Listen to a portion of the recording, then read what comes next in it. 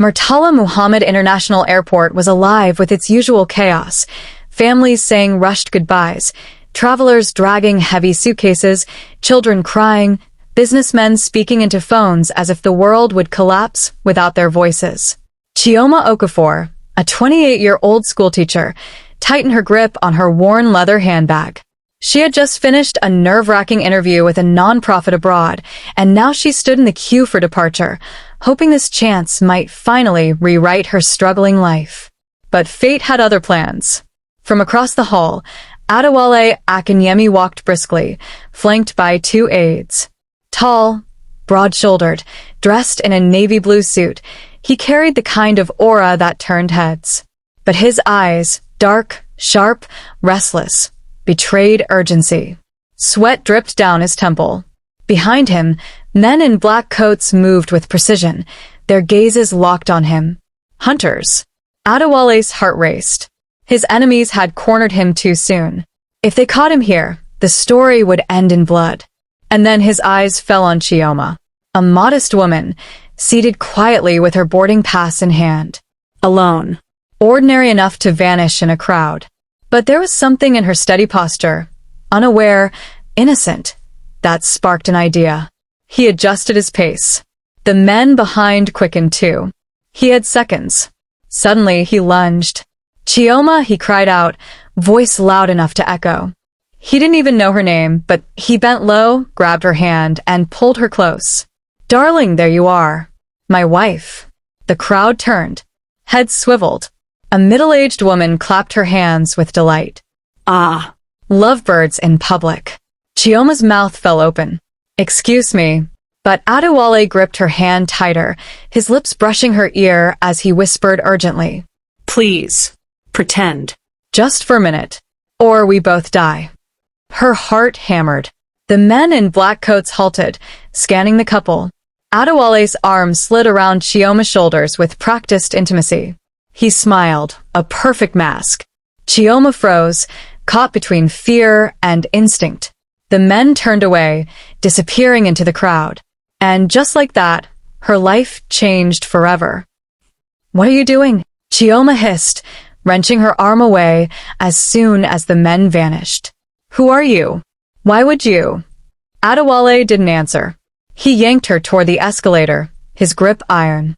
No time. Just walk. Smile if you can. Smile? You just dragged me into your, whatever this is. His jaw tightened. If I let go, they'll kill me. And since you're part of it now, they'll kill you too. The words struck her cold. They hurried down the escalator, weaving past confused travelers. Suddenly, Chioma noticed two of the men had doubled back. Their eyes scanned. Their pace quickened. They're following us, she whispered. Then stay close. Before she could protest, Adewale pulled her against him, lips brushing her temple as if whispering sweet nothings. To anyone watching, they looked like a devoted couple rushing to catch a flight. But Chioma's knees shook. I don't even know your name. Adewale, he murmured. And you're Chioma, my wife. I am not. Hush. His voice was low, commanding. Not here. The men followed them through the terminal. Suddenly, one shouted in Yoruba, "Stop him." Panic erupted. Travelers screamed.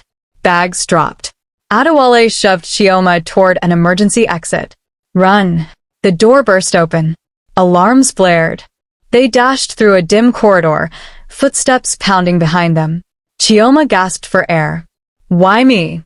Why did you pick me? Adewale's voice came ragged, yet determined. Because you looked unshakable. And right now, I need someone like that. Before she could reply, they burst into the parking lot. A black SUV screeched to a halt. One of Adewale's aides flung open the door. In, Chioma stumbled in beside him. The SUV roared into the Lagos night, bullets cracking against the metal as they sped away. Chioma barely slept that night. When she finally opened her eyes, the sun streamed through silk curtains. She wasn't in her modest, surreal apartment anymore. This was another world. A sprawling bedroom with marble floors, chandeliers, and walls lined with art she'd only seen in magazines.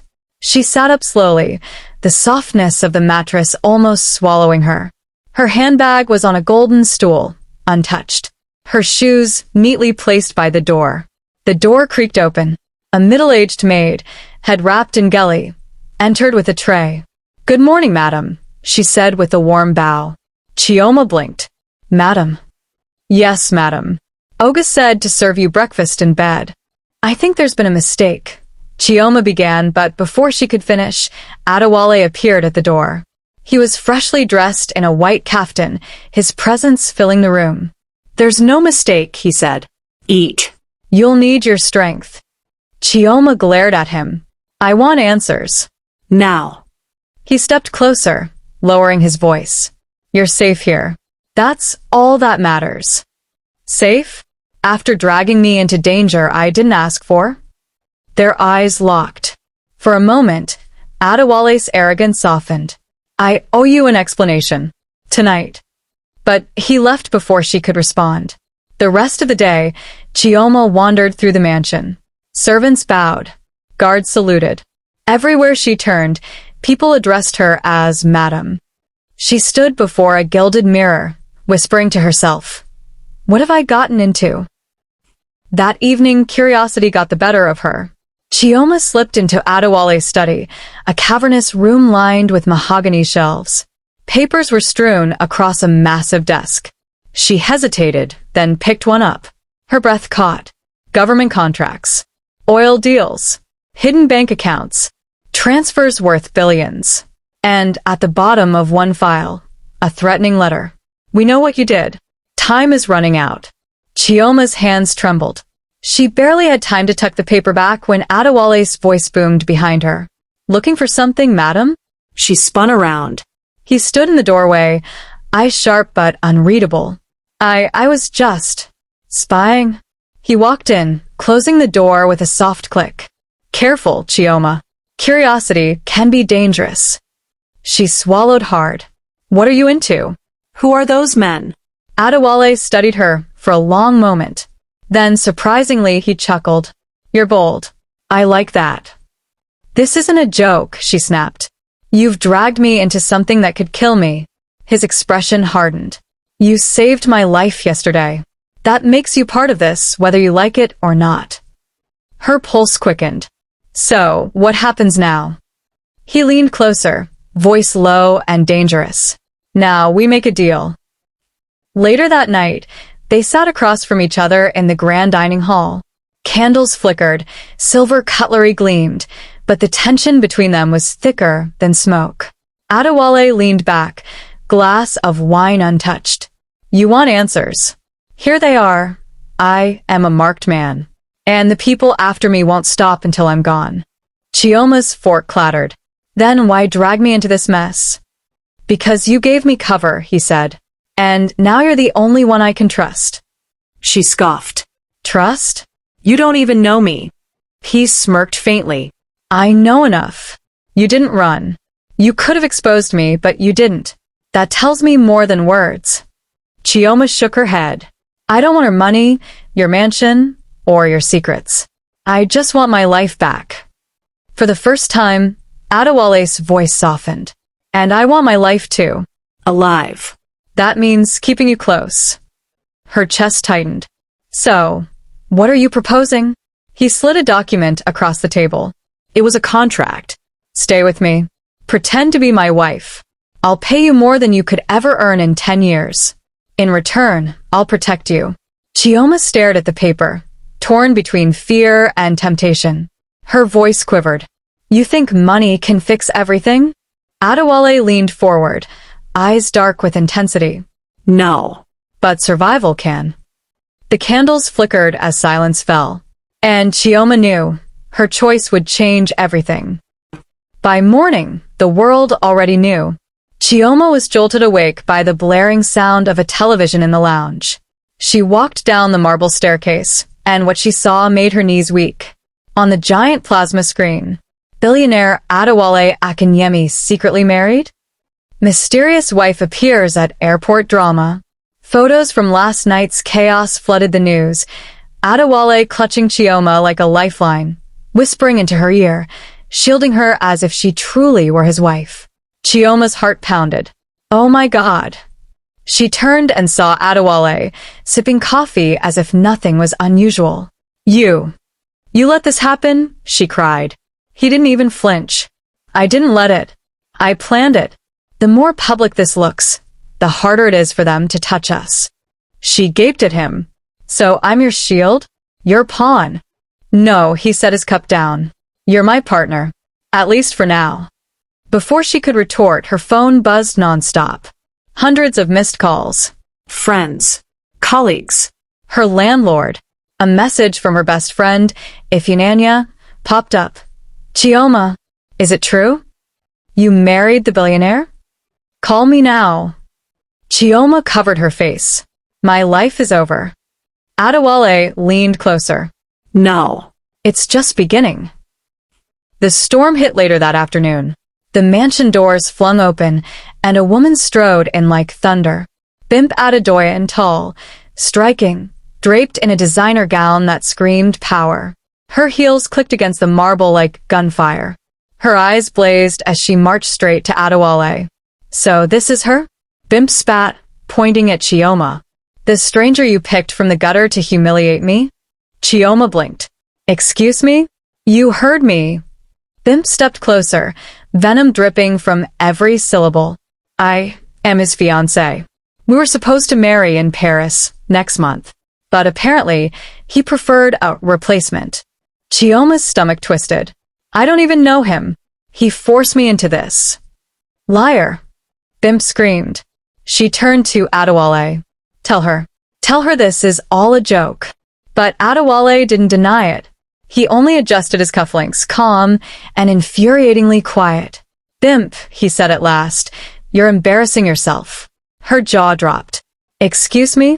I needed protection. Chioma gave it. That's all you need to know. Bimp's face crumpled with rage. You'll regret this, Adewale. Both of you will. She stormed out, her perfume lingering like poison in the air. Chioma turned on him, furious. You could have said something, anything. Now she thinks I'm your homewrecker. She's not the type to believe the truth anyway, Adewale replied. Better she sees you as competition than weakness. Chioma shook her head. You're insane. But deep down, something inside her stirred, a fear that she was getting pulled into a war bigger than she imagined. That night, Chioma couldn't sleep. She found herself wandering the mansion's balcony, the Lagos skyline twinkling beneath the moonlight. Can't sleep? Adewale's voice came from behind. She stiffened. Shouldn't you be with your fiancé? Oh wait, you abandoned her for me. A flicker of a smile crossed his lips. She was never really mine. Not like this. Not like what? She challenged. Not like you. Chioma swallowed. Don't play games with me. I didn't ask for any of this. He leaned against the railing, his face softer now. Neither did I. Do you think I wanted to live with enemies hunting me?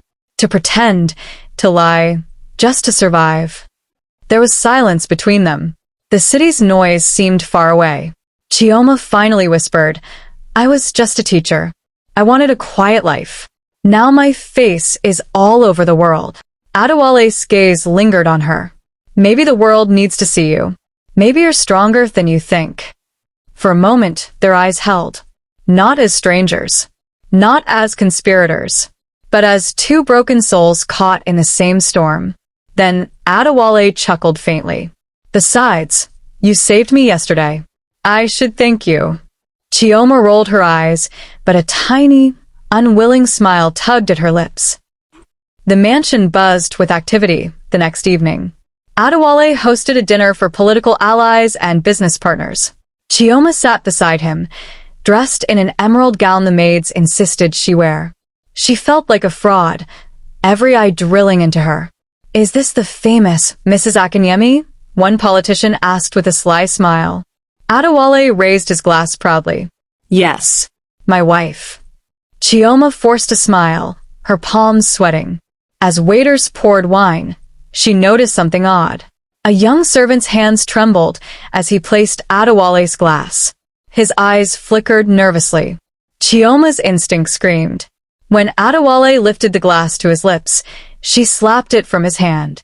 The entire hall froze. Gasps echoed. The wine spilled across the marble like blood. "What are you doing?" Adewale hissed. Chioma pointed at the servant. "Check his hands. He's hiding something." Guards pounced. They dragged the boy forward. From his sleeve, a small vial rolled out, labeled with a red skull. "Poison." The guests erupted in chaos. Adewale's eyes locked on Chioma, shock and gratitude flickering. For the first time, his mask cracked. "You just saved my life," he whispered. Chioma's voice trembled. "Don't thank me yet, because whoever sent him won't stop." The following morning, Adewale called an urgent meeting in his private lounge. His closest allies and half-brother, Femi, gathered. "We were nearly killed last night," Adewale said sharply. "Someone here is feeding information to my enemies." Femi, tall and charming, smirked. "Brother, you see shadows everywhere. Maybe you should rest." Chioma studied Femi's face carefully. His smile didn't reach his eyes. Later, as she walked past the study, she heard voices. She paused. "He trusts her now," Femi whispered. "That woman is his weakness. We'll use her." Chioma's blood ran cold. She leaned closer. "Make sure he doesn't survive this month," Femi continued. "When he falls, the empire is mine." Chioma clapped her hand over her mouth, heart pounding. She backed away quietly, praying the floorboards wouldn't creak. When she finally reached her room, tears stung her eyes. Adewale thought the world hated him, but he didn't know the worst enemy lived under his roof. And now, only Chioma knew the truth. The morning after the poisoned drink, Adewale summoned Chioma to his study. She entered reluctantly, her heart still heavy from overhearing Femi's betrayal. On the desk lay a document with golden seals. Chioma frowned. "What's this?" "A marriage license," Adewale said firmly. Her jaw dropped. "What?" He leaned forward. "They're circling us like vultures. If you remain just a stranger I picked from an airport, they'll use you against me. But if you're my wife, legally, then they'll have no choice but to treat you as untouchable." Chioma's voice trembled. "This is insane. I never agreed to actually marry you. You agreed to survive," Adewale countered. "This is the only way." Her eyes burned. "So, this is just another deal? Another piece of paper to shield your empire?" For the first time, his voice softened. "No. This is about more than business. You saved me twice now. You've risked everything. You're already in the fire with me, Chioma. This just makes it official." Chioma stared at the paper. The weight of her decision pressed on her chest. She finally whispered, "If I sign this, there's no going back." Adewale's gaze locked on hers. "Then don't look back. Look forward with me." Her hand shook as she picked up the pen. And with one signature, Chioma Okafor became Chioma Akinyemi. News of the sudden marriage exploded across Nigeria by afternoon. Paparazzi swarmed the gates of Adewale's mansion. But the true storm arrived inside the house. Adewale's mother, Madame Funmaleo, swept in wearing a gold lace wrapper, her face twisted in fury. Her entourage of women carried fans, but the matriarch's tongue was sharper than any blade. "You!" she hissed at Chioma the moment she entered. "How dare you?" Chioma stood, hands clasped nervously. "Ma, Don't, Mommy." Funmaleo spat.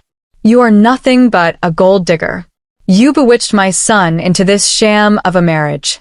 Do you think you can wear my family's name like wrapper cloth from the market?" Chioma's eyes filled with tears. "I didn't ask for any of this. He dragged me into it." Funmaleo turned on Adewale. "You disgrace me. After all my sacrifices, after grooming Bimp to be your wife, you bring home this."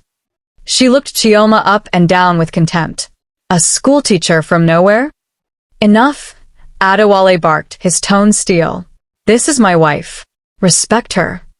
But Funmaleo only raised her hands to the sky, her voice breaking into curses. "May your union bring you sleepless nights. May this stranger strip you of everything until nothing remains." The room fell silent. the words heavy like a death sentence. Chioma's lips quivered, but Adewale pulled her close. Ignore her. My mother has power in her voice, yes, but not over us.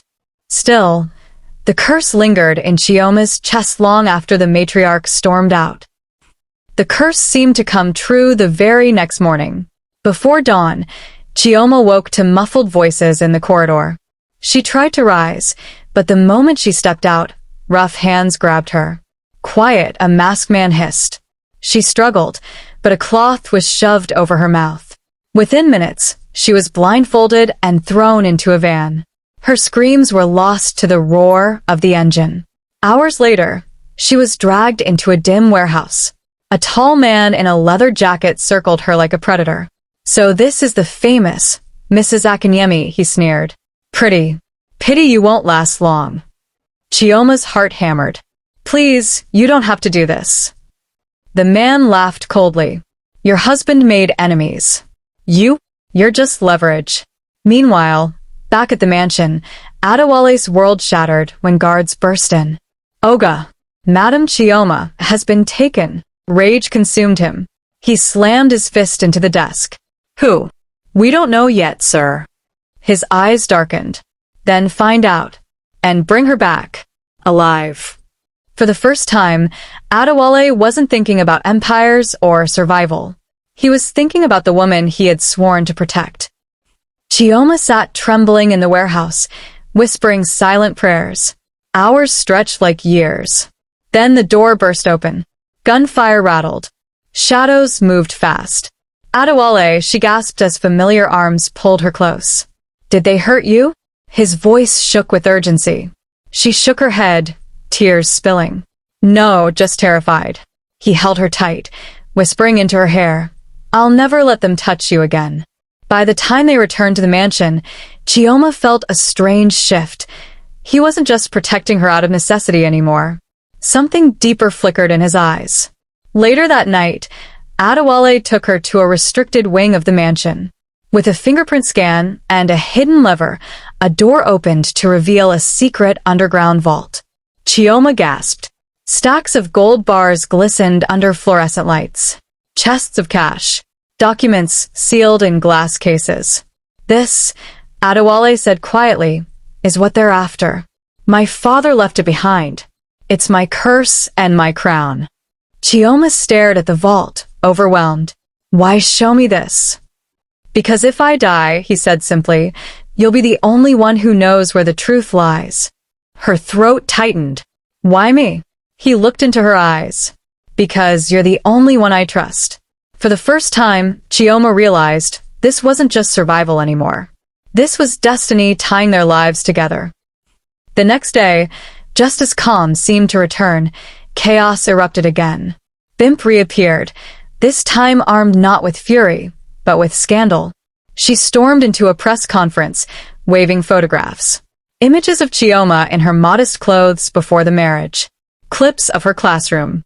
A forged narrative of a nobody who clawed her way into wealth. She's a fraud. Bimp shouted at flashing cameras. She tricked him. Look, before him she was begging for money in the streets. The footage aired globally within hours. Social media exploded. Hashtag Gold Digger Wife trended. Memes mocked Chioma. Trolls flooded her phone with insults. In the mansion, Chioma collapsed onto the sofa, sobbing. I can't take this. I didn't ask for fame, Adewale. I didn't ask to be humiliated like this. Adewale knelt beside her, his voice fierce. Listen to me. You are not a fraud. You are not weak. You are stronger than she will ever be, and I will prove it to the world. Chioma sniffled. How? He stood tall, his eyes burning. By standing with me. By showing them you're not afraid. They want to break you, Chioma, but you'll rise higher than they ever dreamed. Outside, reporters screamed. Inside, Chioma's tears dried into something new, resolve. Because if she was going to survive this, she would no longer just be his shield. She would become his strength. The government had been circling Adewale for months, and now they struck. Agents stormed the mansion at dawn, presenting warrants. Within hours, Adewale was paraded into a grand courtroom in Ikoyi, Lagos. Chioma sat in the front row, her heart pounding as journalists' cameras flashed like lightning. The prosecutor's voice boomed. "Mr. Akinyemi, you are charged with embezzlement, tax fraud, and conspiracy. Do you deny these charges?" Adewale stood tall, calm as ever. "I deny them all." But the evidence stacked high: bank transfers, secret accounts, witness testimonies. Chioma's palms sweated. The jury's eyes narrowed. Then came the moment. "Call Mrs. Chioma Akinyemi to the stand." Gasps rippled across the courtroom. Chioma froze. Adewale's eyes met hers, steady but pleading. As she walked up, whispers filled the air. "That's the airport woman. The fake wife. The gold digger." On the stand, the prosecutor smirked. "Mrs. Akinyemi, tell the court, was your marriage real? Or was it a staged performance to protect your husband's empire?" Her throat tightened. She glanced at Adewale. For once, his mask cracked. Fear flickered in his eyes. Chioma lifted her chin. Her voice rang out. "My marriage is real. I stood by him when others tried to kill him. I saved his life when they tried to poison him. I risked everything when the world mocked me. If that is not a wife, then what is?" The courtroom erupted. Even the judge leaned forward, intrigued. For the first time, Chioma's voice drowned out the noise of scandal. The trial dragged on for hours. Evidence, counterarguments, witnesses, it was a storm. Then Adewale shocked everyone. He rose, motioning to speak. "Your Honor, there is one truth I must confess." The courtroom fell silent. "I did orchestrate something. I pretended Chioma was my wife that day at the airport. I dragged her into this lie. I admit that." Gasps filled the room. Chioma's heart dropped. "But what I never expected," he continued, voice steady, "was that the lie would become my truth. I love her, and I would rather rot in this prison than deny that she is my wife." The words hit like thunder. Chioma's eyes brimmed with tears. For the first time, Adewale had stripped away the walls around his heart, in public, before the world. The judge cleared his throat. This court is for law, not love stories. But the people outside, the journalists, the public watching live, those words lit a fire. Social media exploded. He confessed. Is this Nigeria's most dramatic love story? And in that moment, Chioma realized they weren't just fighting for survival anymore. They were fighting for love. The next day, the courtroom reconvened. Crowds gathered outside. News crews swarmed. But just as proceedings began, boom. An explosion ripped through the courthouse entrance. Glass shattered. People screamed. Chioma was thrown to the floor. Dust choked her lungs. She coughed, scrambling to her feet. "Adewale," she cried, searching desperately. He grabbed her hand, dragging her behind an overturned bench. Guards scrambled. Gunshots rang. "It's them," Adewale hissed. "They want to silence us before the truth comes out." Chioma's heart pounded as chaos raged. She clutched his arm. "We can't keep living like this. When will it end?" His jaw clenched. "When we end it." Through the smoke, Adewale spotted Femi slipping away, speaking into a phone. Rage lit his eyes. "My brother," he growled. Chioma followed his gaze, realization striking her. He's behind it. He's the one. For the first time, Adewale saw what Chioma had known for weeks. Betrayal came from within his own bloodline.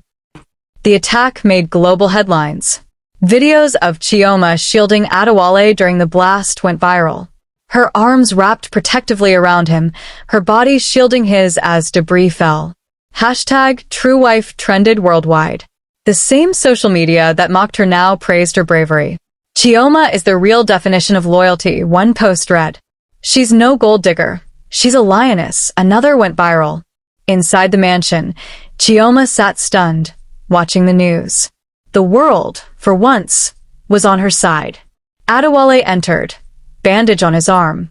He sat beside her quietly. "They finally see you," he murmured. Chioma shook her head. "They see what I did. But do they see who I am?" He turned to her, eyes intense. I see you. That's all that matters. For a long moment, the world outside didn't exist. Just two souls, scarred but bound together by fire. The storm reached its peak. Evidence of Femi's betrayal surfaced, documents linking him to assassination attempts, recordings of his calls with rivals. He was arrested, his empire crumbling overnight.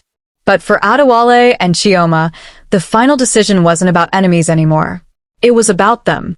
On the balcony of the mansion, overlooking the Lagos skyline, Adewale held her hands. "You are a stranger I grabbed in desperation," he said softly. "But now, I can't imagine life without you. Stay. Not as my shield, not as my ideal. Stay as my wife." Tears filled Chioma's eyes. She remembered the airport chaos, the mansion curses, the kidnappings, the poison, the courtroom, the explosion. Every step that bound them tighter. She whispered, voice trembling but sure. "I will stay. But not because I have to, because I choose to." He smiled for the first time, genuine, unguarded. And as fireworks from a distant festival lit up the sky, the world finally knew. The stranger had become the queen of his empire. And what began as a desperate lie ended as a love story that shocked the world. The end.